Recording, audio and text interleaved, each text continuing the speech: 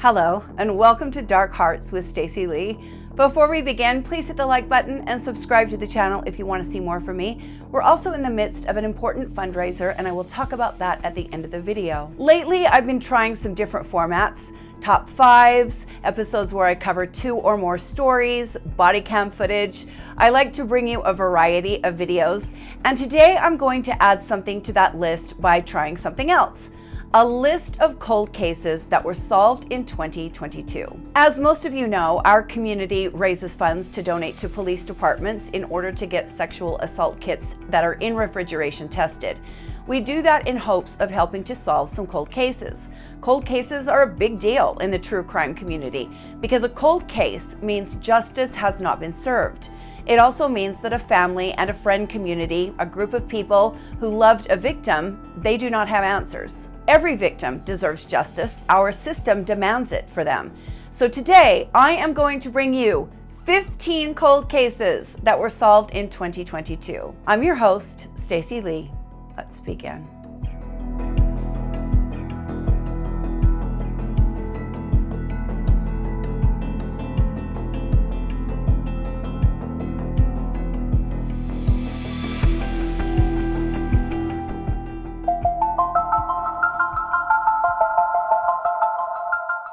"25-year-old Sandra Defis was attacked in her Las Vegas apartment.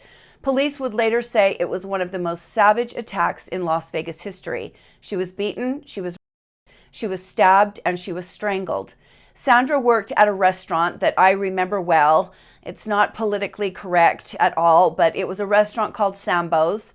Sandra moved to Vegas from Boise, Idaho, and she had a 3-year-old daughter who lived with her. Luckily, on the night of the murder, the child was staying with her grandparents. Sandra's boyfriend came home to find her dead in bed, and he called the police. The case went very cold very soon. Sandra's daughter is now an adult, and she contacted the police for updates on her mother's murder, and the police were inspired to reopen the very cold case. They went through the evidence and found there was material collected from underneath Sandra's fingernails. They tested that material and found male DNA. They ran that DNA through the system and found that it belonged to Paul Nuttall. After decades, their family finally knew who killed their loved one. Paul was arrested on Halloween of 2022 in Las Vegas, and he remains in custody preparing for trial. I will keep you updated.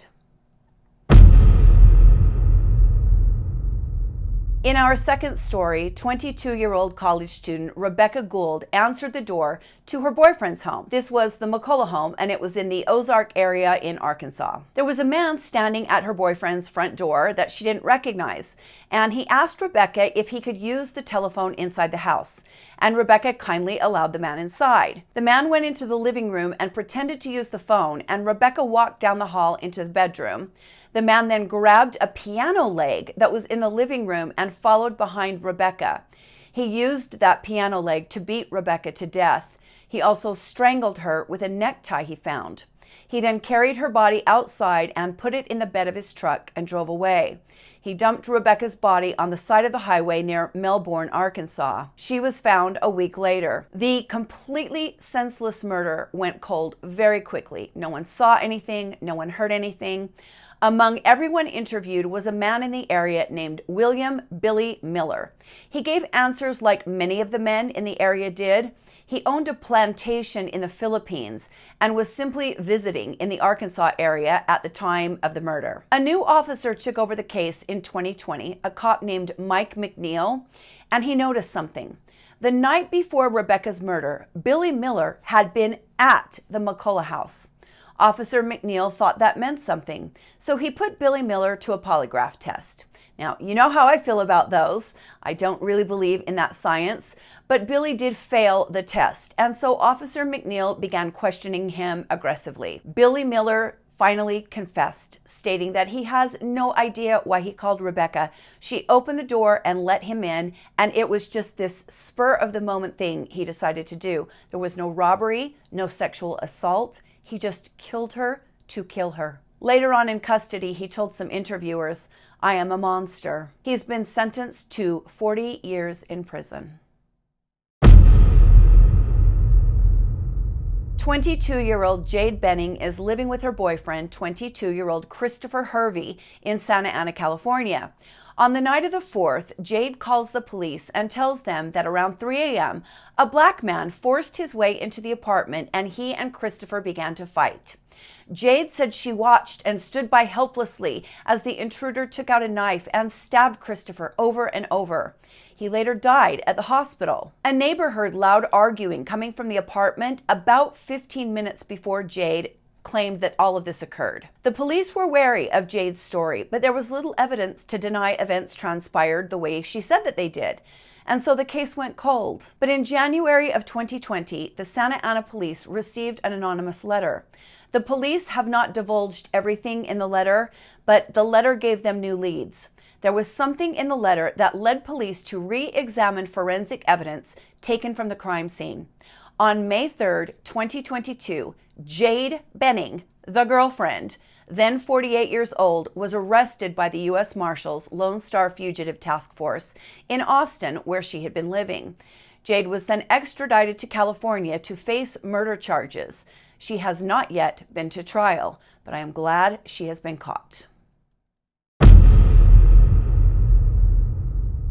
20-year-old Claire Gravel went out with a group of friends to a local bar they liked to hang out at in Salem, Massachusetts, called Major Maglish's Pub. All of her friends believed that Claire got back home to her apartment that night, but she was never seen again. Her roommate noticed her missing and contacted the police. The next day, 3 workmen discovered Claire's body in the woods near Route 128 in Beverly. The coroner reported that she had been strangled to death. For decades, police have interviewed dozens of witnesses and followed clues and tips, but the case remained cold. Then around 2012, the case was reopened and detectives sent Claire's clothing off for new forensic testing. Results came back that gave the case new life, and for years, officers worked to build the case against the suspect the forensics pointed them to. Finally, in August of 2022, 63-year-old John Carey was charged with Claire's murder. John was already serving a 20-year sentence in prison for trying to strangle a Hamilton woman to death. John Carey will go on trial this year for Claire's murder, and prosecutors are confident that the forensic evidence taken from Claire's clothing will end with a conviction for Claire's family. 30-year-old Sherri Herrera's body is found dumped on an eastbound on-ramp to Interstate 10 in Riverside County, California. Sherri was from Tulare County, and she was the mother to 4 children.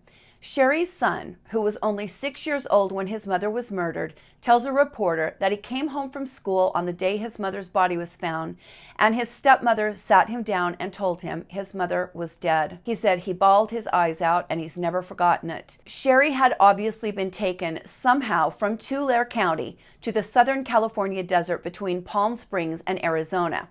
That's a 5-hour drive. Investigators didn't know how Sherri got so far from home, and they didn't know who had taken her. The case went almost immediately cold. Sherri was a sex worker, and we all know they don't work those cases like they do others. But something really amazing happened. Because in this period, DNA testing was such a new science, people were very interested in it, the CSI team did an exceptional job of preserving all of the evidence. It was sealed so well that when cold case investigators opened the evidence boxes decades later, the evidence was in perfect condition. That must be so satisfying for the people that took that evidence, right? Prosecutor Mike Heston didn't say what specifically they found, but he did say that the DNA evidence was matched to this man, 68-year-old Douglas Thomas.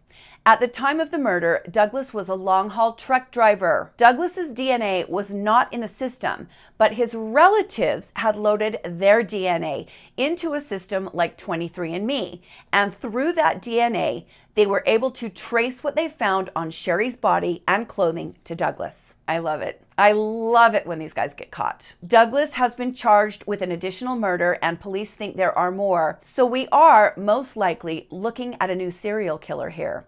Douglas was charged with Sherri's murder on June 11th, 2022. He has not yet gone to trial, but you know I'll keep you updated. Police are called to a horrifying scene in the hot Arizona desert near Congress. A teacher from Las Vegas went out hiking and discovered the body of a little girl with brown hair and fingernails that were painted red. The little girl didn't have any obvious injuries. Police found a pair of men's flip-flops and a pocket knife near the body. The flip-flops had been cut down from a man's size to fit the child's feet. Her body had been only partially buried, and there were footprints around the body. 400 miles away in Alamo Gordo, New Mexico, 4-year-old Sherri Lee Gallegos was playing in her grandmother's yard when she was grabbed and forced into a dark green sedan. Inside the car was a man and a woman. There was also a boy with freckles. The grandmother was able to get a bit of a description. Police in New Mexico heard about the little girl discovered in Arizona, but authorities said that the little girl that was discovered was around 7 and Sharon was only 4. So that caused a great big disconnect in the two cases. The little girl found in Arizona was given the name Little Miss Nobody.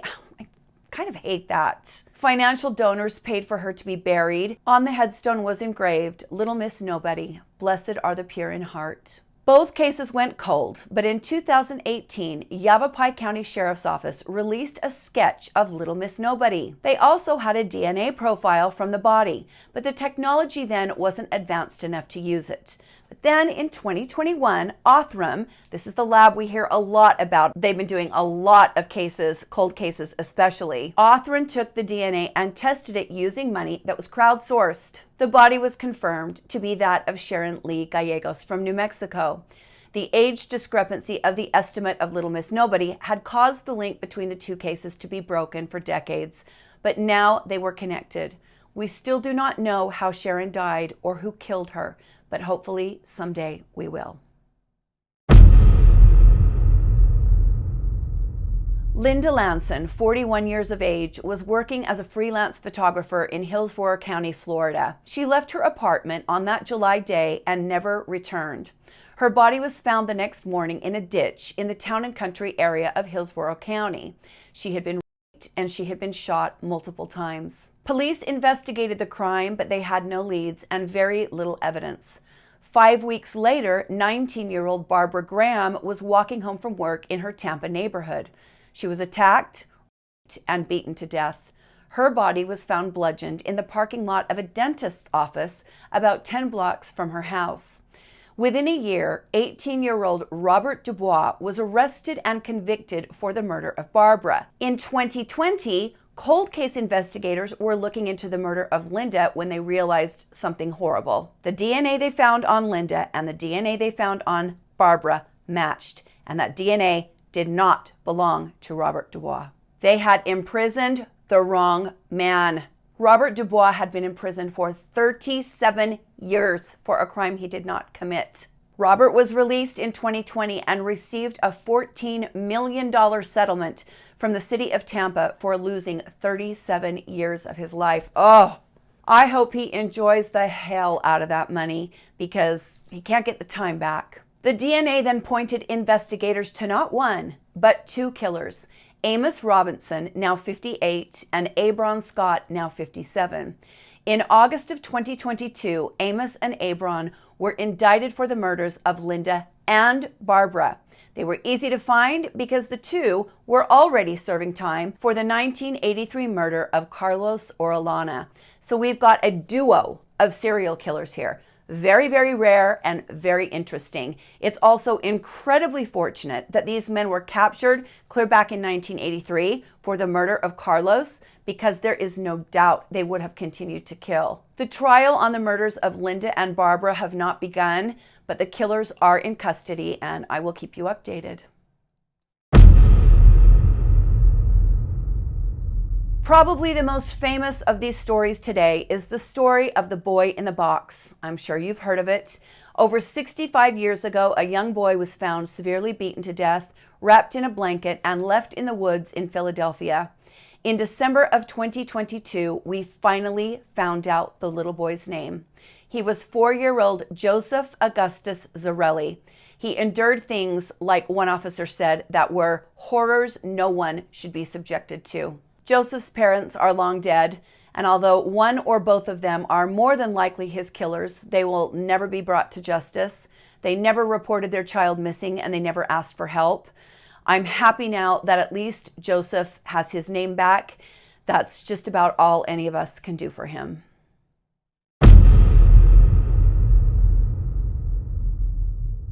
A man living in a Minneapolis apartment complex calls the landlord and tells him that something is dripping through his ceiling. The landlord let himself into the apartment above the complaining tenant and found the shower running in 35-year-old Jeanie Childs' apartment.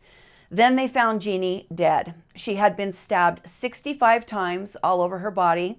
The attacker had taken his time with Jeanie, and she had run all through the apartment trying to get away from her attacker. It was a very dark scene. Jeanie was a sex worker who brought clients back to her apartment.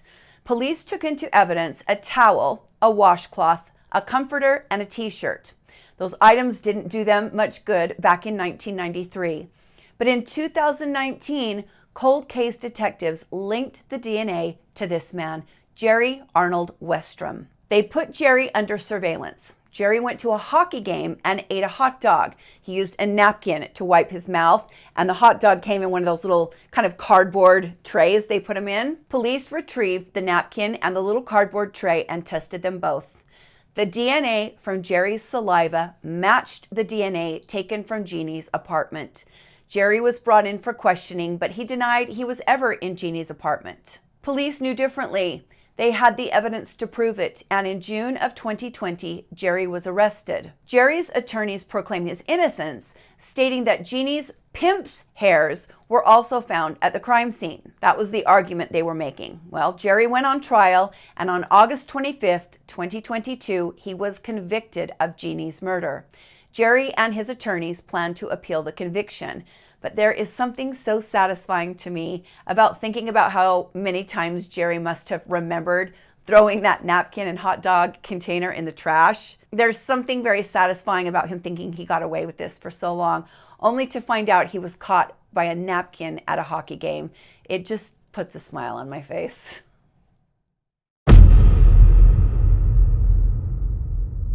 This next story was one of my very first episodes on my playlist, Dining with the Disappeared, a playlist from before I rebranded this channel to Dark Hearts. This story has always stuck with me from the very day I heard about it because it could really be about anyone's teenager. Brittney Drexel snuck away to go to Myrtle Beach, South Carolina for spring break. She told her parents she was sleeping at a friend's for the weekend. She actually got in a car and drove to Myrtle Beach with her friends. There were two different groups of kids from the same town in New York. One group was at this hotel, one group was another. Well, Brittney walked from her hotel to the friend's hotel, most likely maybe to buy a little pot or something like that. On her way, walking back to her own hotel, she vanished and was never seen again. There were reports that she had been grabbed off the streets and taken to a known drug house where she was kept alive for years and used as a sex slave. There were reports that she was fed to alligators in the swamps. But finally, we know what really happened to her. In May of 2022, this man, registered sex offender Raymond Moody, who was 62 years old, turned himself into the Georgetown County Sheriff's Office, knowing he had been charged with obstruction of justice. He did something on parole where he'd been charged with obstruction of justice, and so he went to turn himself in on that charge. Police had looked into Raymond as a suspect in Brittney's disappearance, especially when they got additional information about him back in 2012. So when Raymond comes in to turn himself in on this obstruction charge, they really put the screws to him, and he finally confessed. He told the police that yes, he had grabbed Brittney off the streets of Myrtle Beach just as she walked. I don't even want to think about what he did to this girl, this disgusting old goblin. Raymond led the police to an area of the woods behind a gated private drive in Georgetown, South Carolina. On May 11th, 2022, they found Brittney's body. Raymond only kept her alive for a day, which is horrible, but I guess in some ways much better than thinking she was tied down and tortured for years. That's my opinion anyway. I would rather know that my loved one died quickly than think about that. In October, Raymond pled guilty and was sentenced to life in prison with an additional 2 consecutive terms of 30 years. I hope every single day of that sentence is miserable. 39-year-old Sherri Huss was under a lot of stress. She was living in Gardena, California at the time. She told her mother, Ruth Friedman, that someone had been calling her house over and over and hanging up as soon as she answered. Then she told her mom, Ruth, that she'd caught a man taking photos of her more than once as she was out in her driveway and out in public. Then one night, Sherri's mother and her husband pulled up to Sherri's house, and they were disturbed to see that the porch lights were on and Sherri's dog was sitting outside. The dog would never be outside alone on the porch, and Sherri hadn't left the porch light on. One other thing, Sherri's Plymouth that should have been parked in the driveway was parked on the street. So the Friedmans walked up to Sherri's front door and found the door unlocked. They went inside and found their daughter dead in the living room. She had been stabbed to death and her body was covered in bite marks. Police arrived and collected bite mark evidence as well as samples of saliva from those bite marks. Despite their efforts, the case went cold. Over the years, detectives have run the samples collected at Sherri's crime scene through CODIS from time to time, but they've never got a hit. Then in February of 2022, they used genetic genealogy, meaning a database like 23andMe, to check the DNA to see if the killer had any relatives they could match to him. And it worked. A man named Sharon Eugene Gadlin, then 48, was a perfect match. You heard that right. This is a man named Sharon, which is unusual. Sharon had been living about 12 miles away from Sherri at the time of the murder. Police collected his DNA and it matched perfectly to the crime scene DNA. Sharon was arrested and charged with first-degree murder. He was indicted of August of 2023, but he has not yet been to trial, so I'll keep an eye on it. This case is a little close to home for me. In 1998, 37-year-old Lena Reyes Gettys was found dead and wrapped in a sleeping bag inside a rolled-up carpet along a highway here in Utah in Garfield County near Maidenwater. Her killer had cut off the ends of her thumbs and fingers to try and make it harder to identify her. Just 2 years before her murder, Lena had married a man named Edward Gettys after the two met in New Mexico in 1996. They moved to Ohio 6 months later. Lena then decided she wanted to return to Mexico to visit her family for a while, and for whatever reason, this caused a great big fight between she and Edward. Well, Lena never arrived in Mexico, and her family was later informed as to why. She had been found murdered, shot in the head, and bound with duct tape. Also with Lena's body was a long rope that had been wrapped around her body and tied with all of these intricate knots. 3 years later, in 2001, Edward Gettys killed himself. Decades later, cold case detectives took the rope that was wrapped around Lena to the lab, and there was biological material on it that only belonged to one person. The material was tested, and the team was able to get a DNA profile from the rope and other things on Lena's body. The DNA was that of her husband, Edward's. He will never get the justice he deserves, but at least now her family knows who took her life.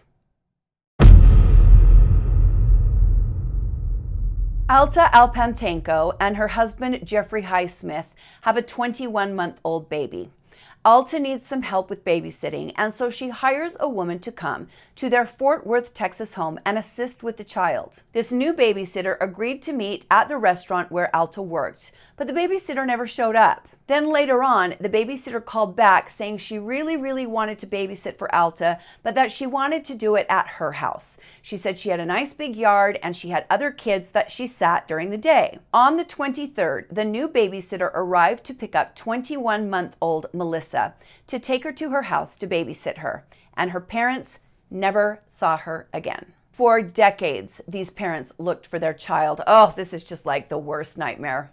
And then around 2020, a genealogist suggested that Alta and Jeffrey load their DNA into all of the commercial databases so that if someone was searching for their biological parents, they would get a hit. Now, we don't have time for all of the details, but at first Melissa's parents didn't get any hits and they got very discouraged.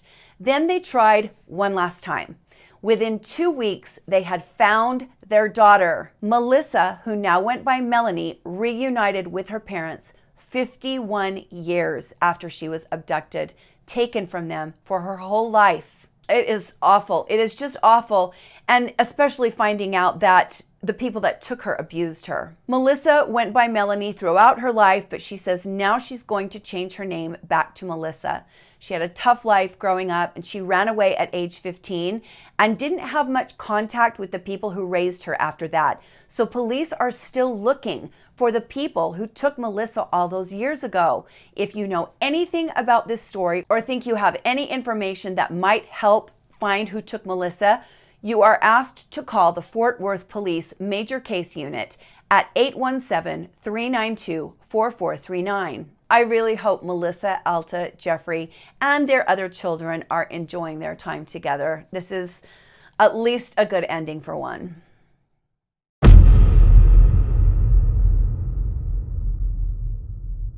"19-year-old Lindy Sue Biechler was at home in her apartment in Lancaster County, Pennsylvania. At some point in the evening, someone got into her apartment, or she let them in, and that person sexually assaulted Lindy Sue before stabbing her 19 times.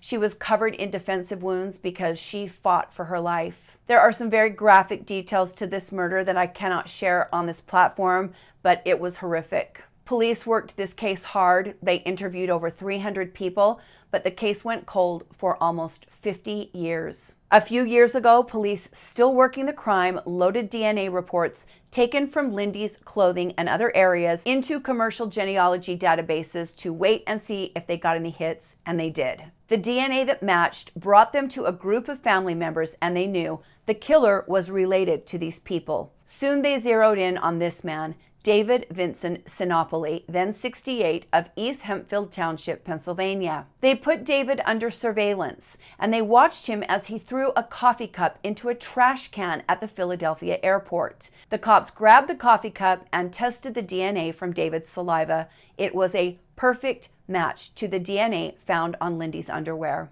David was arrested. Oh, I would have loved to have been there for that. He was arrested in October of 2023. He pled guilty to Lindy Sue's murder. He was sentenced to 25 to 50 years in prison and was also ordered to pay around $25,000 in fines. David refused to give an explanation for what he did to Lindy.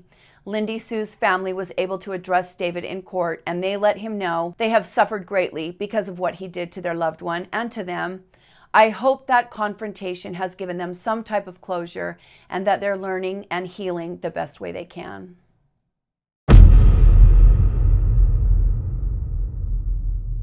A 12-year-old girl is walking along Race Point Dunes in Provincetown, Massachusetts. Her dog begins barking and running away, and the girl follows the dog, who leads her to a horrific sight. There in the sand, just yards away from a road, lay the decomposing body of a woman. The police were called. The investigators said they believed the body had been there for about 2 weeks. The female was lying face down on a beach blanket. There had been no struggle, so the woman either knew her killer or she was asleep when she died. She had a blue bandana and a pair of Wrangler jeans under her head, using them for like a pillow. She had long red auburn hair, and her toenails were painted pink. The woman had been nearly decapitated during strangulation. Both hands and one forearm were missing. She had been hit on the head with a metal object like a shovel, and she had also been sexually assaulted post-mortem. After examination, the body was buried in October of 1974, and the case went cold. For years, there were leads that came and went. A woman said she thought the killer was her father, who she'd witnessed strangle another woman as a child. Some people said the killer was an extra in the film Jaws, which had been shot nearby. The film had been shot nearby. None of these leads went anywhere. Then in 2022, the remains were sent to our favorite lab, Othram, and a DNA profile was generated for the victim. Those results were then loaded into commercial genealogy databases, and on Halloween 2022, the victim was identified. She was Ruth Marie Terry. Ruth was born in 1936 in a tiny shack in Tennessee. Ruth's mother died very young. She was only 23. And then Ruth married Guy Moldavan in February of 1974, just months before her murder. Guy was possessive, and Ruth seemed unhappy in the marriage. Guy was an antiques dealer who traveled along the countryside kind of looking for treasures to sell. In late summer of 1974, Guy showed up back in Tennessee to tell Ruth's family that she'd run off, and he didn't know where she was. After further investigation, on August 28, 2023, police announced that Guy has officially been named as Ruth's killer. All of these cases are tragic, so many lives lost for no good reason whatsoever, but there is something very strange that I noticed, and I wonder if you noticed it too. Of these 15 murders or findings of the bodies, only 4 of them took place in the winter months. That's something I've been noticing while doing research, and I don't want to start any blasphemous rumors, but I have noticed an uptick in murder cases that occur in the warmer months, being anonymous or cold case murders. Now, to me, this means, I would assume, that's because women are more out and about in the summer months, just, trying to live their lives and enjoy themselves in the night air, move along, take walks, go to the beach. I have thought about this before, but it wasn't really until this episode with the statistics weighing so heavily on the summer months where the murders being, the murder months, that I really stopped to think about it. I think from here on out, I will pay a little more attention to the months that crimes are committed and what type of crimes occur. Every little bit of information is just more we can add to the knowledge database about these crimes and the evil people who commit them. Thank you for joining me today on Dark Hearts with Stacy Lee.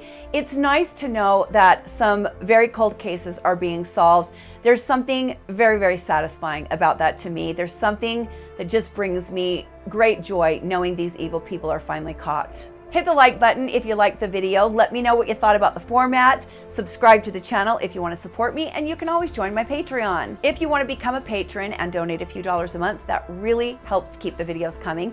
You can also be a part of our fundraiser. This is the thumbnail to the video on my channel that will give you all the details about the fundraiser. We are raising money to donate to police departments that have cold case DNA in storage that's never been tested. It's a perfect fit with today's episode. We're only about 30% to our first goal, raising the money to get the first kit tested, so we need some more donations. You can do it through Venmo, you can do it on Buy Me a Coffee, you can do it through PayPal, you can do it through Super Thanks here on YouTube, although I do want you to know that when you do Super Thanks, YouTube takes 30% of that. So if there's other ways to donate, all of that money will go to the fundraiser. I'm working on getting a 501c3 in place, but that takes time, and everybody right now is just trusting me that I'll take the money and donate it. I keep a very clear spreadsheet, and I'm always transparent about that. We will show names, donations, whatever you want to see. I sure appreciate you watching. I know you have so many choices. Stay safe and be kind to each other, and I will see you next time on Dark Hearts with Stacy Lee. Bye.